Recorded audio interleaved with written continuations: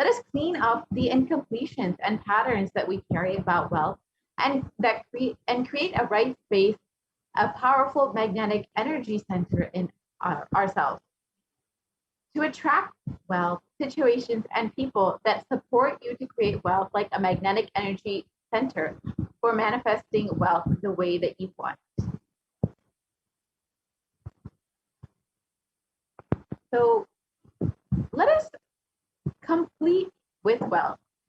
We will go into an exercise where we will dig out all of the incompletions about money. Keep writing whatever comes to your mind. The moment you remember money, does it bring tremendous pain, suffering, impossibility, all that in you? What is the emotion or energy it invokes in you? The moment you manifest, you think of money, whatever you feel and think, money is difficult, money is impossible. Unless you cheat, you can't get money. Even if you cheat somebody, somebody will cheat you. So much goes on inside about money, your incompletions with money. Just spend a few moments and let's dig out all the incompletions, beliefs, mental patterns that we carry about money and the perceptions and cognitions that we have about money. So let us spend 5 minutes jotting down all of our incompletions and incomplete cognitions that we carry about money and wealth.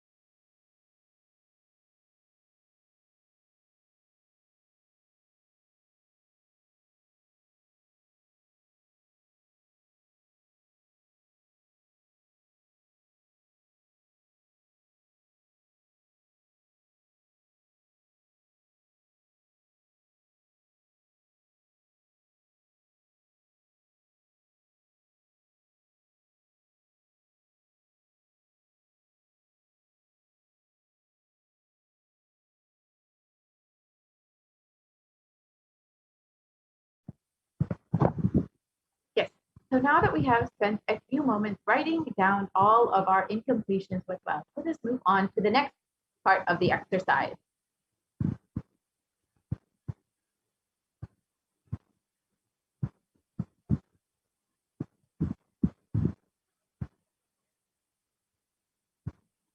If we can move to the next slide, please.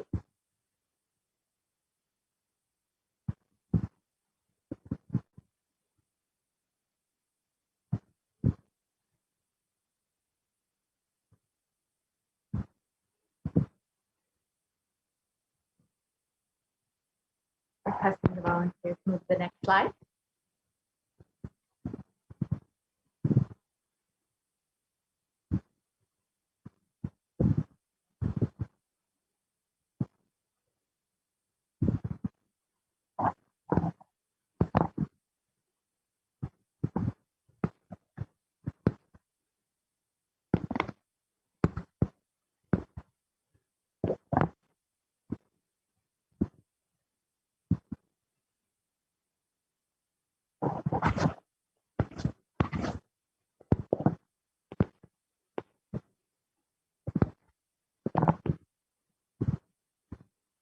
Yes, if we can move to the next slide, please.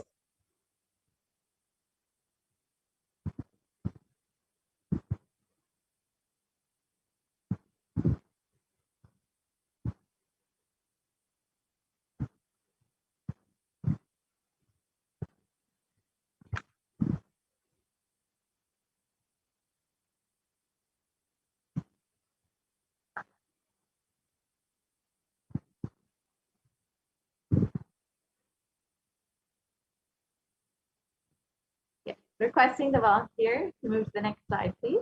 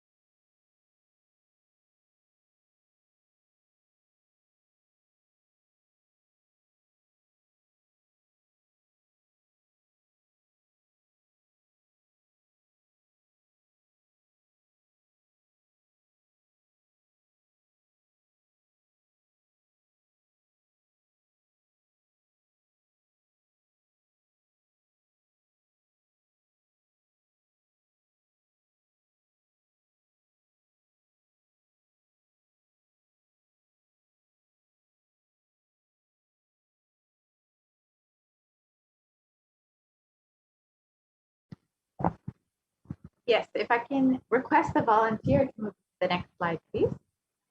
Yes, great. So the moment you think of money, whatever you feel and think, money is difficult, money is impossible, money is, unless you cheat, you can't get money. Even if you cheat somebody, somebody will cheat from you. So much goes on inside of you about money. Your incompletions with money, just pen those few minutes and let's dig out all the incompletions, beliefs, mental patterns that we have, the perceptions, beliefs, and cognitions we all have about money.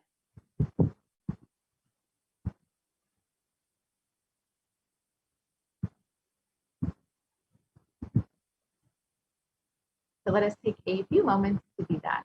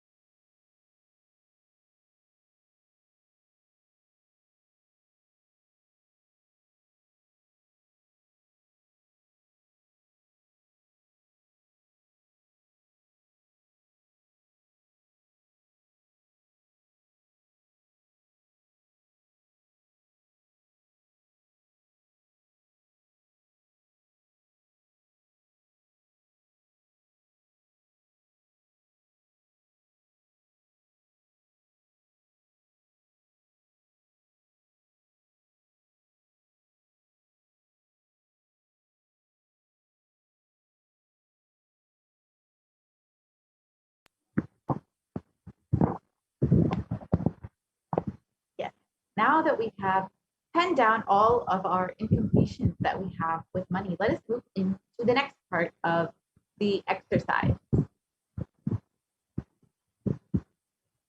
Second.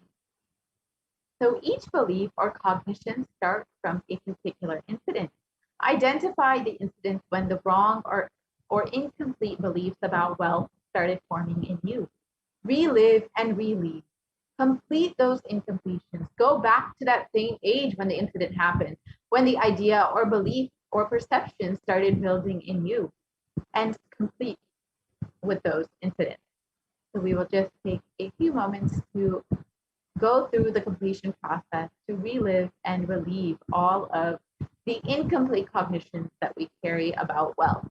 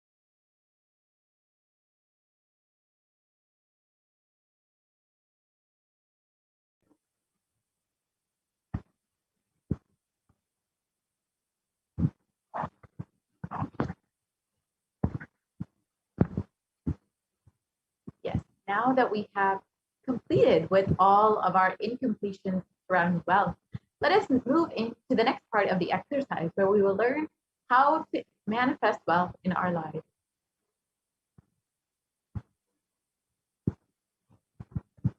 We can move to the next slide, please.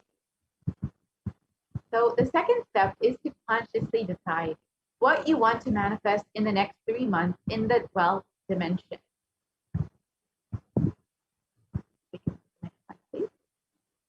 So write down clearly what is your intention. What is it that you want to manifest in the next 3 months in the field of wealth? Whatever you think as well. You may think more than money or currency as well. A person might be wealth for you, or your life or situation might be a wealth for you. For some, being active is wealth. People feel even extraordinary powers as their wealth. Whatever you consider as your wealth, whatever you want to manifest or attract in the next 3 months, please pen that down right now.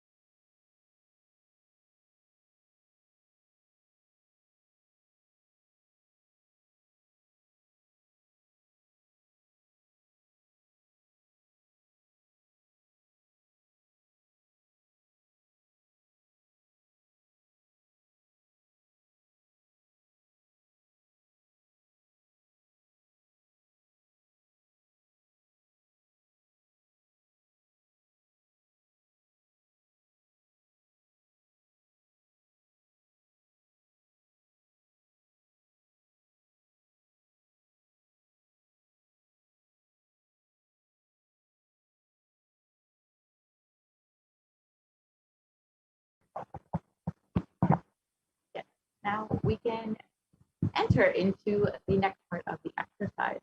After we have penned down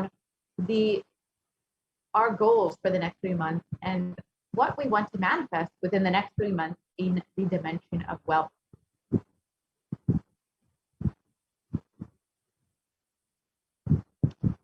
Yes, we can the next slide, please. So now that we have penned all of this down, let us understand what role Guru has in our lives and why we need Guru's grace to manifest all our intentions and what we want to manifest in, whether in the wealth dimension or in any aspect of our lives.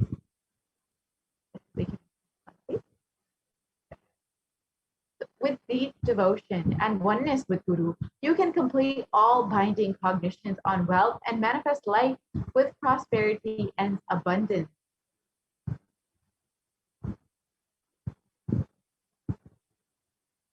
And the Shastra Pramana from the Guru Gita translates as the Shastra Pramana for Guru in the Guru Gita translates as the syllable Gu is darkness and the syllable Ru is said to be light. There is no doubt that the Guru is indeed the supreme knowledge that swallows the darkness of ignorance. And always remember the Guru's form. Constantly repeat the Guru's name given by the Guru. Always follow the Guru's command. Think of nothing other than the Guru.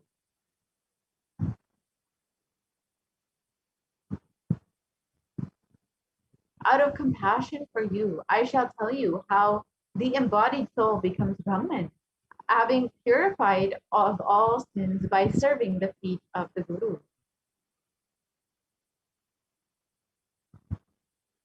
So who is a Guru? The Guru is not a vyakti, a person, as you imagine. He is a tattva, a principle. He is simply a physical representation of the divine. In the Vedic tradition, the spiritual teacher, the Guru, is said to be more important than God himself.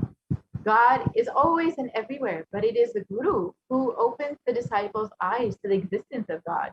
Guru is the doorway to one's own experience of the divine. Guru exists as embodiment, the manifest form of God, Paramashiva. And God, Paramashiva, is the unmanifest form of Guru. God is the state of Guru. Guru is the statement of God. Gurus are the manifest of Paramashiva, and Paramashiva is the unmanifest existence of Guru.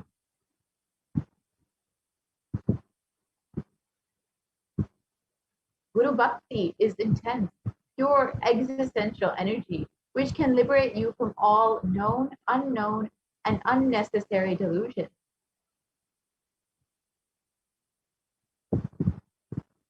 So now that we have learned the importance of having Guru in our lives, let us now enter into we will have an opportunity to actually ask our questions in the Venkateshwara reading. So let us now enter into see how to exactly ask our questions.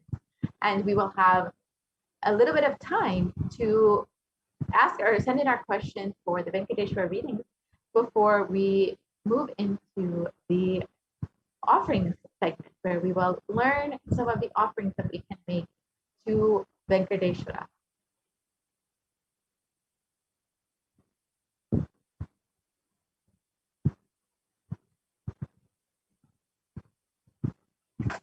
So, with the blessings of the Supreme Pontiff of Hinduism, Jagat Guru Mahasanidan, His Divine Holiness Bhagavan Nithyananda Paramashivam, a group of disciples have been initiated to have Sarupya of Venkateshwara, embodying the grace and form of Venkateshwara. Any question or prayer that is taken to Bhagavan Venkateshwara, and Bhagavan Venkateshwara responds to the initiated disciple.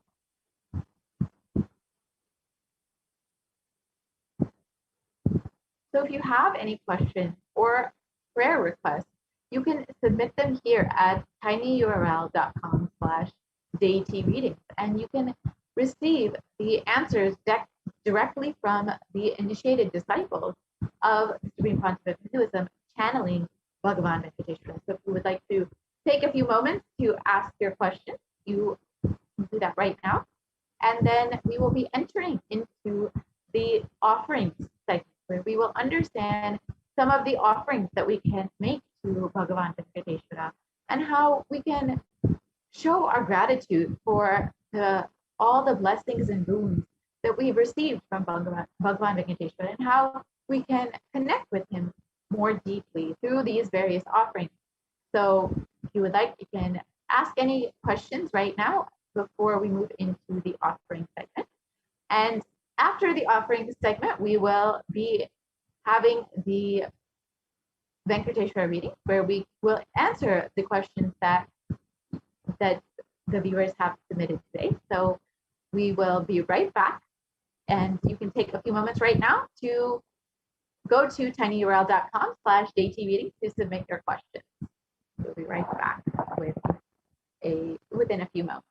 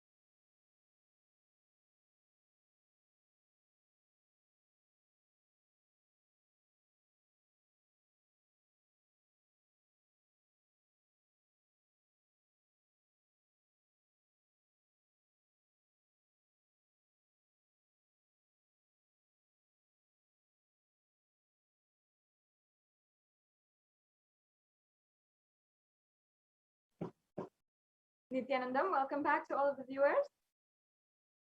Let's now enter into the next segment of today's program. Once again, if any of you would like to have the direct guidance of Bhagavan Venkateshwara himself, then please proceed to the link that is displayed on the slides. That was tinyurl/deity readings. And you can ask your questions to Bhagavan Venkateshwara.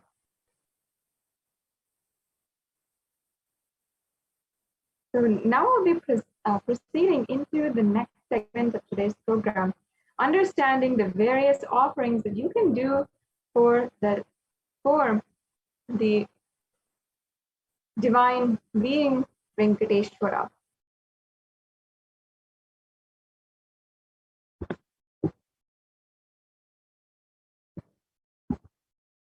Yes, and we'll be getting those slides right to you in a few minutes.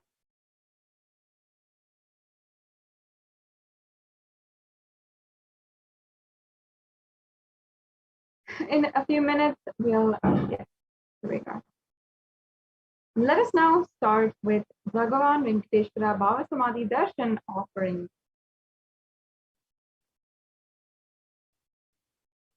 Now, the very first offering that we have is the Nilabudopadi. And this offering is unlike any other offerings because of its significance, especially to the devotees of Bhagavan Sri Venkateshwara. Now, before we begin, I'd like to just give a brief context for those of you who might be new or who are joining us for the first time. In the Hindu tradition, the different offerings are a way to offer your gratitude, your pure love and devotion at the feet of the divine. And you are granted whatever it is that you want to manifest in your reality. And you're simply able to manifest that without any effort from your side. And that is some of the most powerful ways that Bhagavan Sri Venkateshwara manifests through the Supreme Quantum of Hinduism and blesses each and every one of us. Bhagavan Sri Venkateshwara is literally making himself available to each and every one of us here. And these offerings are a way to offer our gratitude. And not only that, wherever we are in today's day and age, Bhagavan Sri Venkateshwara, manifesting through the Nija Avatara, the Supreme Pontiff of Hinduism, is making himself available in all the different platforms for millions of people simultaneously, unlike ever before. Through this digital platform, we are being able to reach out to more number of people, and so many people, Hindus all over the world, who may not even have the luxury of being in a Hindu ecosystem, having a temple, and people who may not even be in an ecosystem which is even vegetarian. So many people are out there, Hindus, who are practicing Hindus, who cherish the Hindu tradition and are becoming acquainted also to the Hindu tradition through this digital experience and through the Bhava Samadhi Darshan, which the Supreme Pontiff of Hinduism has made available through these social media platforms. So this is a wonderful way that you can experience the divine. And through these offerings, we simply offer our pure love and gratitude at the feet of Bhagavan Venkateshwara. And in the Hindu tradition, it is custom for every different occasion, whether it's our birthdays or marriages or anniversaries, or if it is when we're getting a new car, a new business we're starting, or even if we want a certain breakthrough in our lives, if we're searching for something more. These offerings are sometimes the way that you can receive, you can get what you want and manifest that into reality. Many of us are feeling extremely stuck in every direction in our lives at the moment. Perhaps in every direction, whether it is your career, your relationships, your academic career, or anything, you might be facing a huge wall in front of you and unable to find a breakthrough or obstacle. Now is a time that you can experience and you can find the breakthrough that you're looking for lifetimes, even through this Bhava Samadhi Darshan and through these offerings. The offerings are a way that you can instantly, immediately manifest. And these offerings are so valuable. And many of them also are in gold, and later on in the segment, we'll be understanding how these offerings are made and why they're made in gold also. So let us now begin with the first offering, the Niluvu Dopadi. And this tradition is stemming back to the home of Bhagavan Sri Venkateshwara in Tirumala, Tirupati temple in Andhra Pradesh. And devotees of Bhagavan Venkateshwara call this the Niluvu Dopadi, the offering of whatever they have, whether it is money, gold, jewels, or etc. And this is the offering of whatever they have into their kundial as an offering. And they offer all of their incompletions, their baggage, their karmas at the feet of Venkateshwara. And the Supreme Pontiff of Hinduism, in this Bhagavan Venkateshwara Bhava Samadhi Darshan has opened up this blessing with his grace for the thousands of devotees to offer and be relieved from the Topadi, as directly by the Supreme Pontiff of Hinduism will be gracing us in the Venkateshwara Bhava Samadhi Darshan and accepting our offerings and liberating us from karmas and incompletion. The Niluvu Dopadi actually has a very deep significance, and especially because of how it is a way that you can offer, and it actually literally means that it's a snatching away. The Niluvu Dopadi actually means that Bhagavan Sri Venkateshwara is quite literally snatching away your karmas and your baggage, whatever it is. So we are just allowing him to do so. And this is how that breakthrough happens. That's why many times they even offer whatever they have. They just offer the whole thing, and then and they offer it at his feet and just say, Bhagavan, please take care. And the whole offering is in that context. So today you can make the same offering. You can offer any amount that you wish in money, gold, or jewels. And you can basically how this offering goes is you declare how much you want to offer, how much it is, and you'll be able to do so. In the next slides, we'll be showing you how you can proceed with the this offering. The Niluvu Dopadi is a very, very powerful breakthrough offering, which if you are perhaps facing several different circumstances where directly in the field of wealth and finances, you are facing a very severe blockage or obstacle. For example, you have a loan that you've been struggling to pay, or if you are not able to fend for yourself, you're not able to save money without spending it off within just a few weeks, and you just keep going paycheck to paycheck. Or perhaps you're not able to find a job. There's many of you out there, especially during this lockdown, who are finding themselves unemployed, and we're not able to sustain even the economy in this current global economy status. And there's many of us like that as well. And even though society might pose all sorts of reasons as to how this is happening and how it might be impossible to gain a breakthrough in your life, through this offering, you can simply make an offering and simply manifest the breakthrough that you want. And it might be in any sense that you are looking for a breakthrough in wealth and abundance, in the field of wealth and abundance. This is the exact offering to receive the blessings of Bhagavan Sri Venkateshwara. So if you are ready to proceed with the offerings, you can go to tinyurl.com/Venkateshwara-readings. And this is one of the ways that you can begin with this offering today. So here is also the procedure for making this offering. You can also visit tinyurl.com/Venkateshwara offerings to learn more about this procedure and understand it further. Yeah, the next slide, please. So once again, this is the offering of any amount of gold, jewelry, precious gems, currency to Bhagavan Venkateshwara. And the offering of the Niluvu Dopadi removes all the karmas of lifetimes, as by literally dropping the various attachments, we surrender ourselves at the feet of Bhagavan Venkateshwara. Yes, let's go on to the next offering. The next offering we have is the Sankalpa offering. And this is from the Venkateshwara Namavali Padma Puranam. And here we have the verse where it denotes Venkateshwara's all compassionate grace and his most beloved compassionate form as well. Yes, let's go on, please. So the offering of the Sankalpa is an offering of a prayer. It is a prayer that is chanted on behalf of you, and your name is even chanted during the prayer. And it literally, this a powerful mantra has power to literally bless anyone who is offering with all the fruition of your desires and the wishes that you are yearning for. Yes.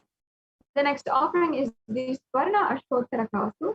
In the Hindu tradition, there is a tradition of a sadhana or a spiritual practice of chanting the Namavali, and either the Ashtottara Namavali or the Sahasranama Namavali. So it is the chanting of either the 108 names or the Sahasranama, which is the 1,008 names of various gods and goddesses. And this is done because each and every one of the qualities of that god, that goddess, is chanted inside of us. And literally, we cherish that quality inside of us and manifest it into reality. When we cherish bad things in our life, we cherish suffering, we're continuously worrying, you will always see that that exact thing is manifesting into your reality.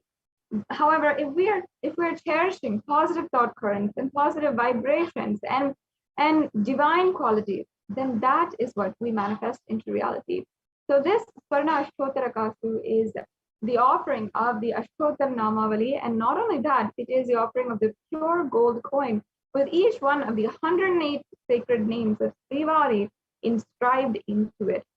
So as you can see, there's different levels of the offering as well. And the names that are chanted are here listed. And it's a very, very powerful offering. We can go on to the next slide. Yes. And you can offer this as well to the feet of Devi of Venkateshwara. Yes, let's go on.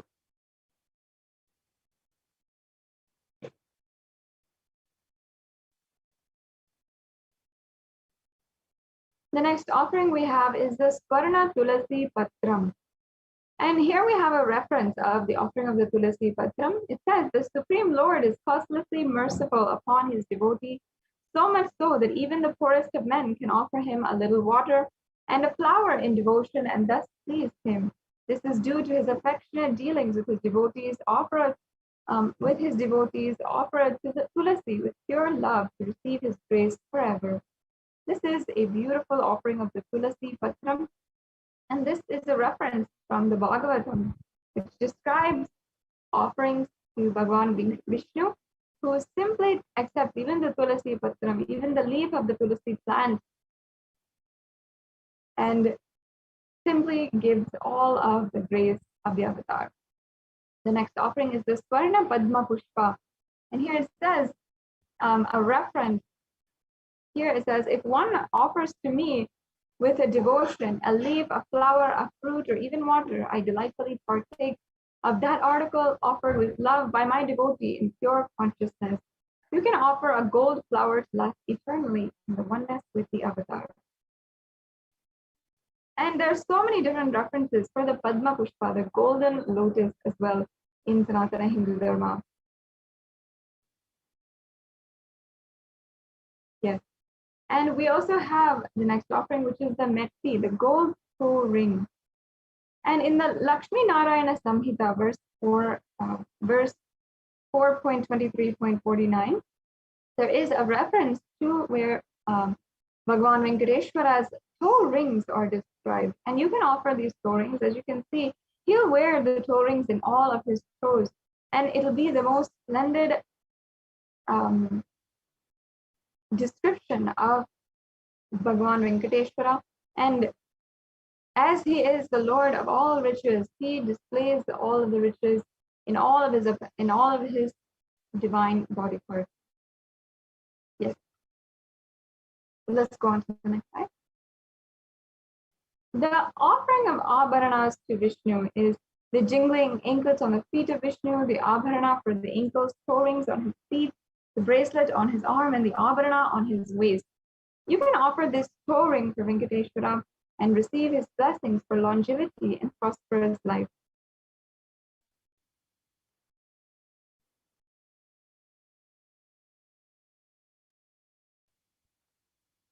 The next offering we have is a Pratyaksha Pada Puja.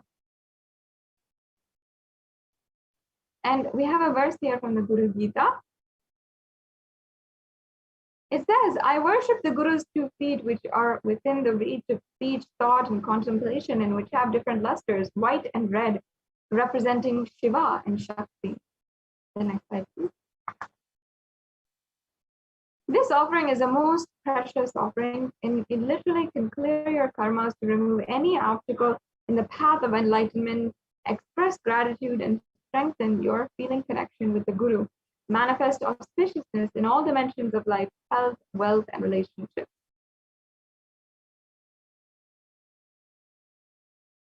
The next offering is the Vastra Seva, the offering of sacred clothing to Venkateshwara. Traditionally, this seva is offered for better physical and mental well-being and healing from any illnesses.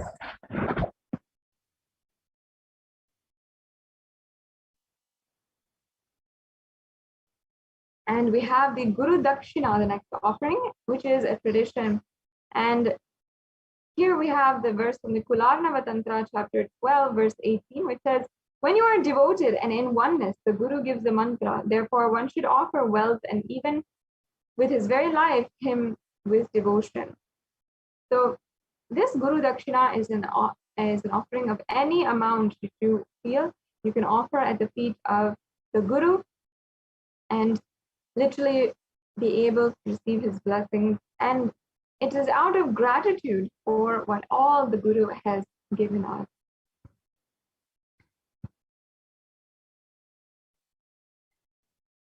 We have the next offering here, the E-Hundi offering, the general donation. And you can see actually the way that when we go to temples as Hindus, we always know that we offer a few coins in the plate of the pujari, the arati plate of the pujari, or in the hundi. And that is a part of our tradition whenever we go to the temple. And that is just an offering out of gratitude, which we make. It's an offering where we are simply giving out of gratitude and love for the divine. And today, manifesting Bhagavan Sri Venkateshwara, in order to make a breakthrough happen in your wealth dimension, every single weekend as well, the Supreme Pontiff of Hinduism has been continuously offering this Bhagavan Sri Venkateshwara Bhava Samadhi Darshan. And just in order to offer our gratitude for any wealth breakthrough that we've had or that we wish to have, then we can offer a general donation. You can offer this E-Hundi offering.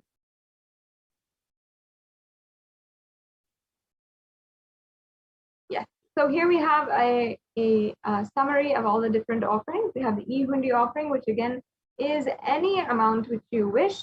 The Nilubu Dopudi, which is any jewelry. So this is, once again, it can be an offering of any kind of jewelry.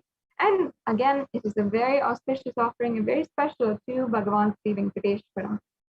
The next offering we have is the Sankalpa chanting. And then we have the Swarna Ashtottara Kastu, the Swarna Tulasi Patram, the Swarna Padma Pushpam, the Metti, the golden toe ring, the Pratyaksha Pada Puja, and the Vastra Seva. So as you can see, we have many different offerings, and there's no need to ever feel that you are perhaps insufficient or incapable of making any kind of offering, because we have offerings of various levels. And also we have options if you want to make a substantial offering and you really want to offer something which might be out of your scope as on now, you can still start to manifest this offering and work towards it however you want, and still take a step today to make this offering.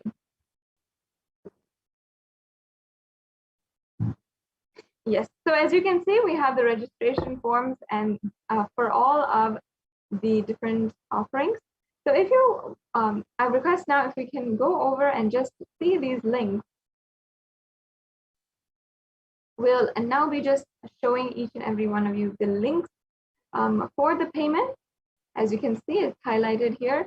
These are the links for the payment, and we will be showing you how easy it is to actually make a donation right now itself. So you can see that it's a very, very quick process, and it just takes a few minutes for you to go to the link for the offerings. Yes, as you can see, here it is.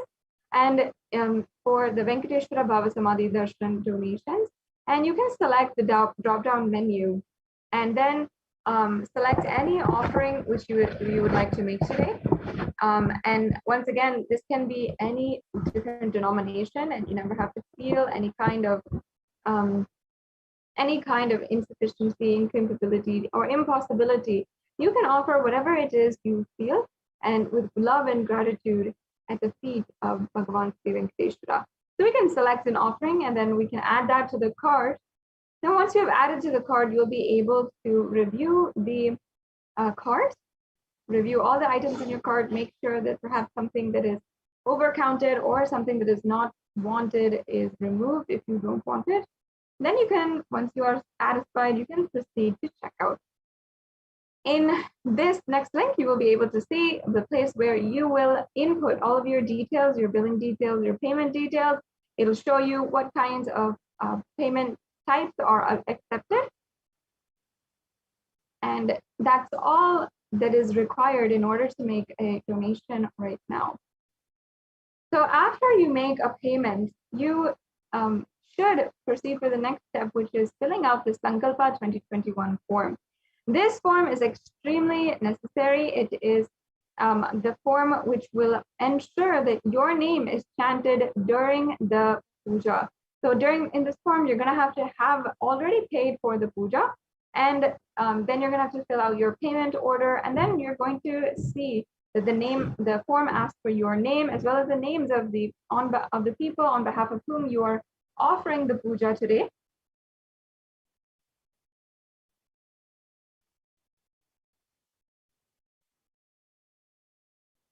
Yes, so as you can see, it's a very simple offering, and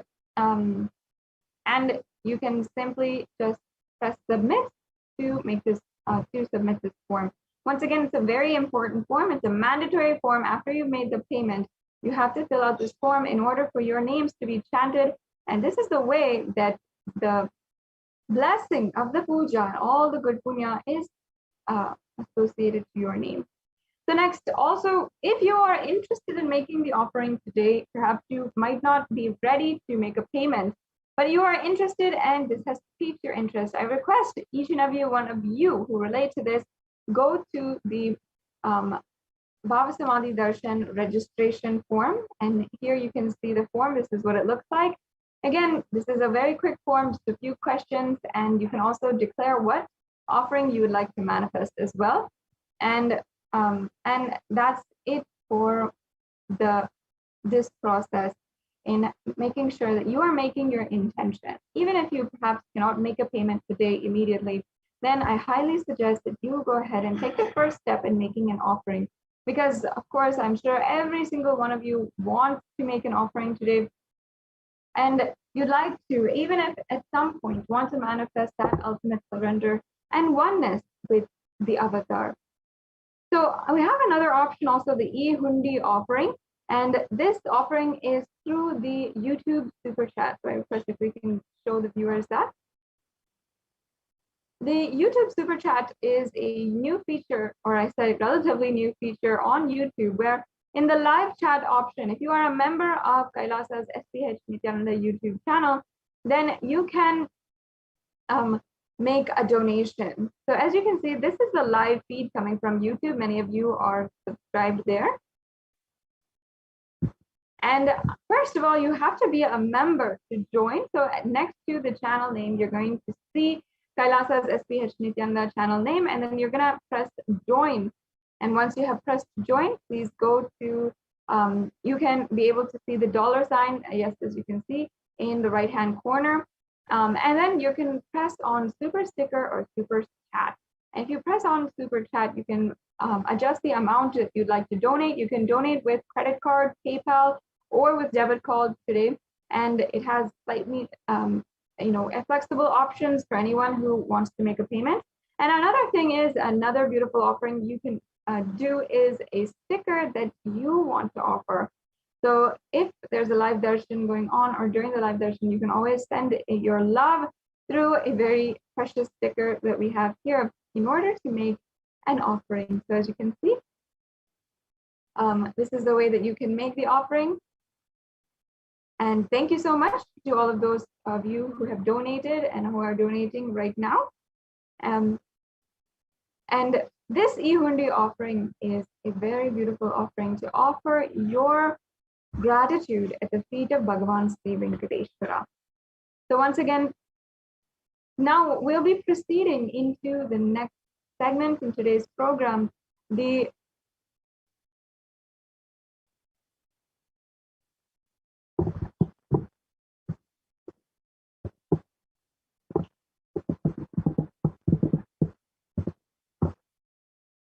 Yes, we'll be proceeding into the next segment where we'll be having the Venkateshwara readings. Now, as we just previously had introduced, the Venkateshwara readings are a way that you can literally ask for the blessings of Bhagavan Sri Venkateshwara, who is manifesting through a disciple of the Supreme Pontiff of Hinduism, initiated disciple of the Supreme Pontiff of Hinduism, to manifest Bhagavan Sri Venkateshwara himself, directly connect to Bhagavan Venkateshwara and answer the prayers of devotees and literally bless them with any of the blessings that they want, whether it is a breakthrough in their financial career or anything that has to do with wealth and abundance in their life. So now we'll be proceeding to that very shortly. And I request if we can just show this slide, we can briefly introduce, and also any one of you who has a question that they want to ask to Bhagavan Sri Venkateshwara today, you can go ahead and ask now. Take a few minutes and ask now the questions. We can just project this slide with the link for the Bhagavan Sri Venkateshwara readings.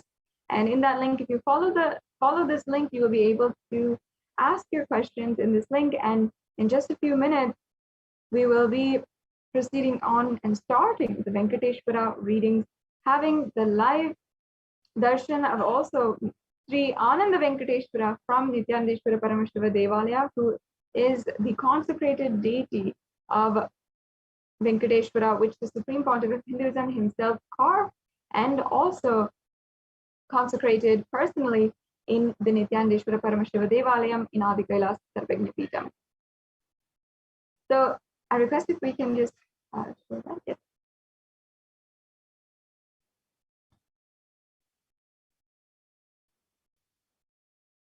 So as you can see, this is the link for all of you who want to ask a question directly to Bhagavan Sri Venkateshwara today. The questions you might have might be that you want to break through in the field, your financial career, in your financial strategies, and you want blessings in your career itself, you want blessings for a job, perhaps, or you want to seek the guidance of Bhagavan Sri Venkateshwara in a new venture, whatever it is, you can ask your questions at this link, and you will be able to have the direct answer of Bhagavan Sri Venkateshwara. So there is a brief video in the next slide. Let us now watch that video of, as we are preparing for the Bhagavan Venkateshwara readings, let's watch the darshan of the Supreme Pontiff of Hinduism and Venkateshwara.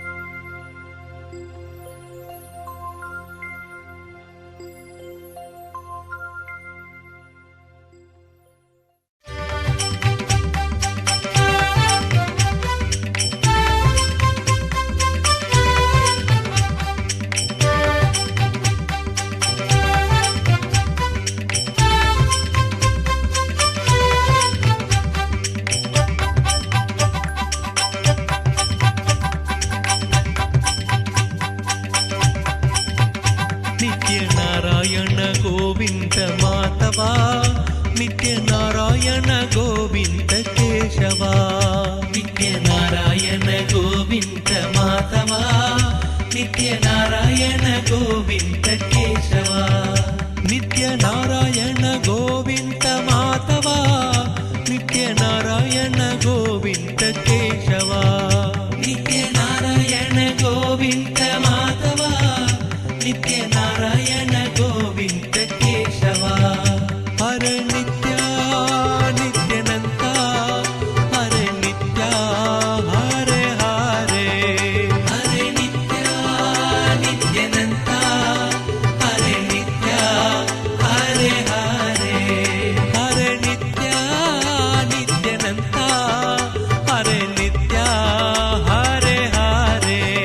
ಹರೆ ನಿತ್ಯ ನಿತ್ಯನಂತ ಹರೆ ನಿತ್ಯ ಹರೆ ಹರೆ.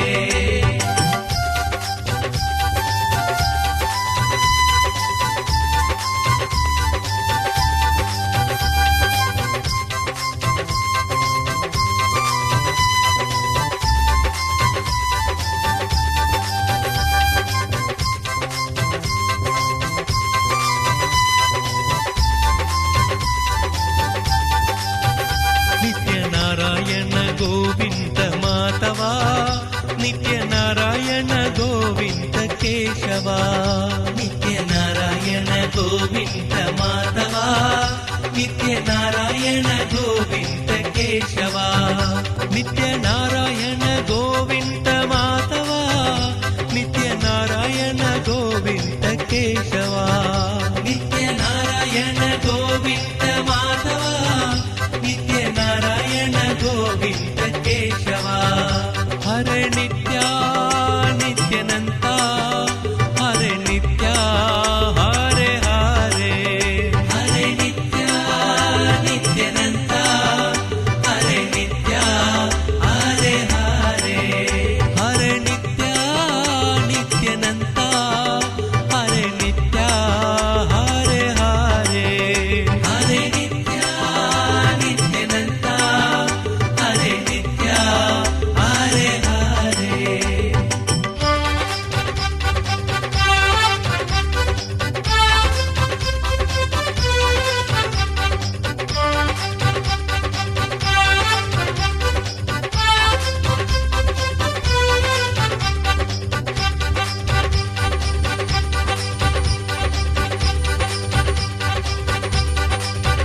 ನಿತ್ಯ ನಾರಾಯಣ ಗೋವಿಂದ ಮಾಧವ ನಿತ್ಯ ನಾರಾಯಣ ಗೋವಿಂದ ಕೇಶವ. ನಿತ್ಯ ನಾರಾಯಣ ಗೋವಿಂದ ಮಾಧವ ನಿತ್ಯ ನಾರಾಯಣ ಗೋವಿಂದ ಕೇಶವ. ನಿತ್ಯ ನಾರಾಯಣ ಗೋವಿಂದ ಮಾಧವ ನಿತ್ಯ ನಾರಾಯಣ ಗೋವಿಂದ ಕೇಶವ. ನಿತ್ಯ ನಾರಾಯಣ ಗೋವಿಂದ ಮಾಧವ ನಿತ್ಯ ನಾರಾಯಣ ಗೋವಿಂದ ಕೇಶವ. ನಿತ್ಯ ನಾರಾಯಣ ಗೋವಿಂದ ಮಾಧವ ನಿತ್ಯ ನಾರಾಯಣ ಗೋವಿಂದ ಕೇಶವ. ನಿತ್ಯ Narayana Govinda Madhava.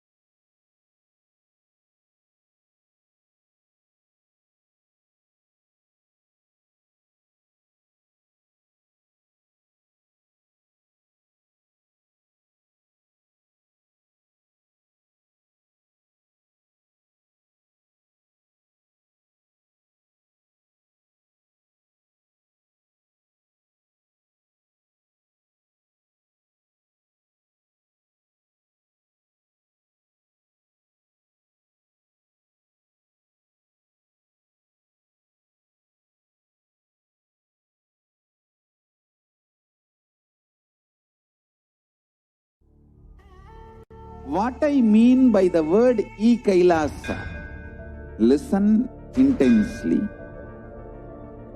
Enlightenment ecosystem, literally enlightenment itself, in your own home, wherever you are. If you cannot come to Kailasa, it's okay. Kailasa can come to you. Kailasa coming to you is e-Kailasa.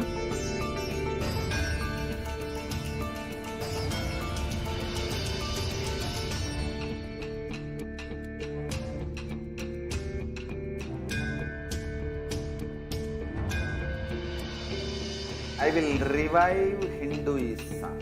I am a Hindu revivalist, not by any revolution, but by evolution.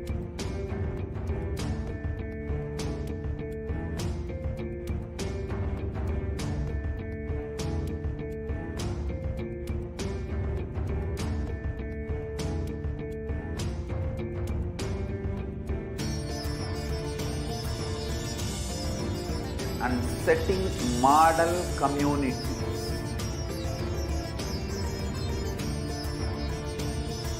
Kailasas, enlightenment ecosystems, Sarvanya Pitas all over the world.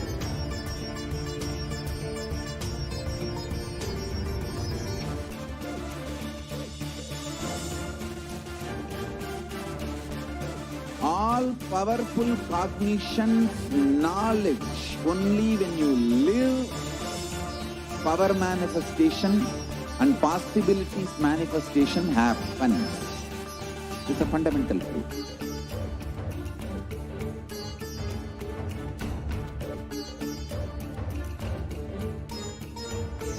Hinduism cannot live exclusively as one sampradaya. No. All sampradayas of Hinduism is an ecosystem.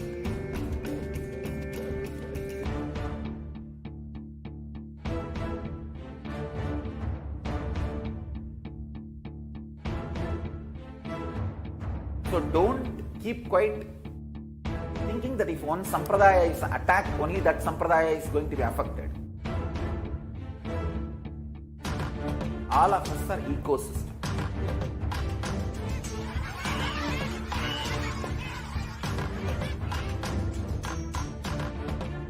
I invite all of you to get involved and enjoy Hinduism by the principle of Dharmo Rakshati Rakshitaha. When you protect Dharma, Dharma protects you. We will make the whole planet flourish spiritually. The spiritual prosperity will happen the whole planet. We all have to coexist together.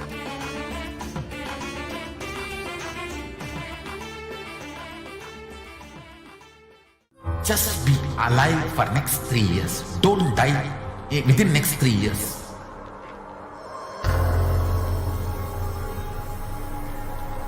Just don't die within next 3 years. Be alive. Somehow be alive. I'm working sincerely. I will reach you somehow. Somehow I will reach you. It's my commitment to humanity.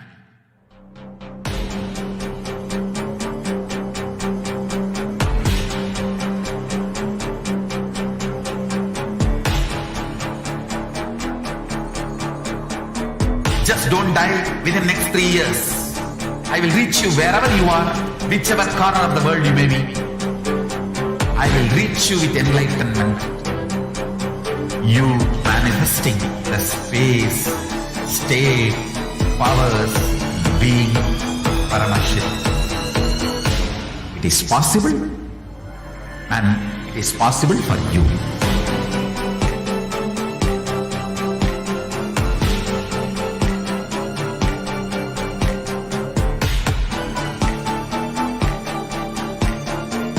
Paramashivoham will reach you with enlightenment science. I know he is going to do the job. Just be alive for next 3 years. Nothing else.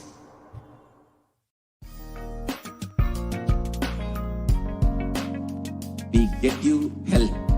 We get you ability to build beautiful relationships in your life. We get you direct spiritual support, and we make sure you become wealthy.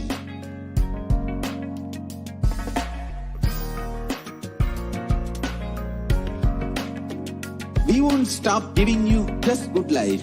We will literally not stop till you live enlightened life. Manifesting the state of Paramashiva, space of Paramashiva, powers of Paramashiva, being of Paramashiva.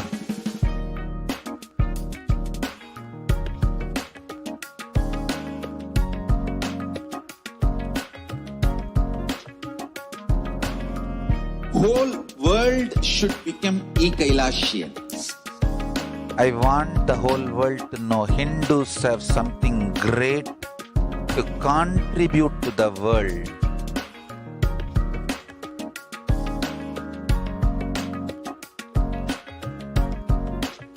We have something great to contribute to the world. Let us do that.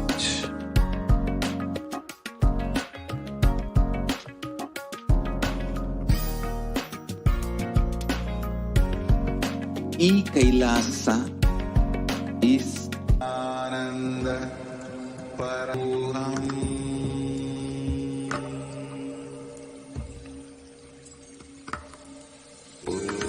Nithyananda Paramashivoham.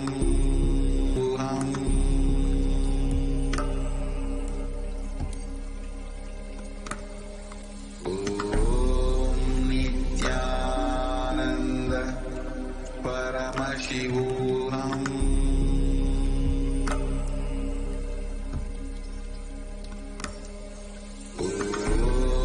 Nithyananda Paramashivoham.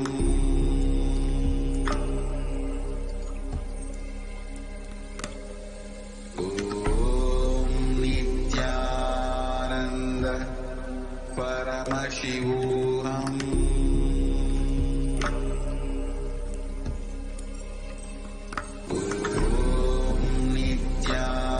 Nithyananda Paramashivoham.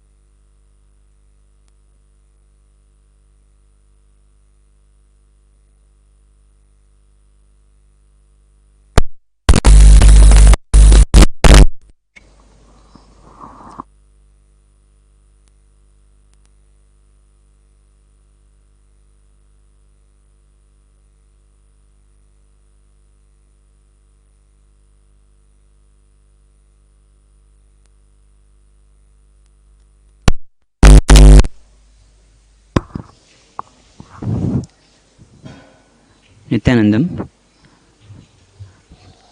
With Lord Venkateshwara's blessings, we enter into Venkateshwara's reading.